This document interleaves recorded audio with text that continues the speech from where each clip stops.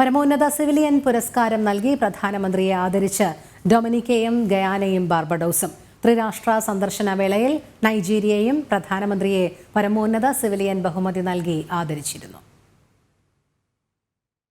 ത്രിരാഷ്ട്ര സന്ദർശനത്തിന് നരേന്ദ്രമോദി പുറപ്പെടുന്നതിന് മുൻപ് തന്നെ ഡൊമിനിക്ക അവാർഡ് പ്രഖ്യാപിച്ചിരുന്നു.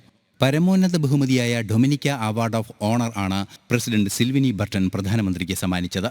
ഓർഡർ ഓഫ് എക്സലൻസ് അവാർഡാണ് നരേന്ദ്രമോദിക്ക് ഗയാന സമ്മാനിച്ചത്.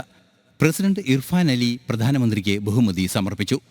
Honorary order of freedom of Barbados award നൽകിയാണ് പ്രധാനമന്ത്രിയെ ആ രാജ്യം ആദരിച്ചത്. നേരത്തെ grand commander of the order of the Niger ബഹുമതി നൽകി നൈജീരിയയും പ്രധാനമന്ത്രിയെ ആദരിച്ചിരുന്നു. ഇതുവരെ 19 അന്തർദേശീയ പരമോന്നത അവാർഡുകളാണ് നരേന്ദ്രമോദിക്ക് സമ്മാനിക്കപ്പെടുന്നത്. ലോക ഗുരുവായി ഭാരതം മാറുന്നതിൻ്റെ സാക്ഷ്യപ്പെടുത്തൽ കൂടിയാണ് പ്രധാനമന്ത്രി നരേന്ദ്രമോദിക്ക് ലഭിക്കുന്ന ഓരോ അവാർഡുകളും. ഇന്റർനാഷണൽ ഡെസ്ക്, ജനം.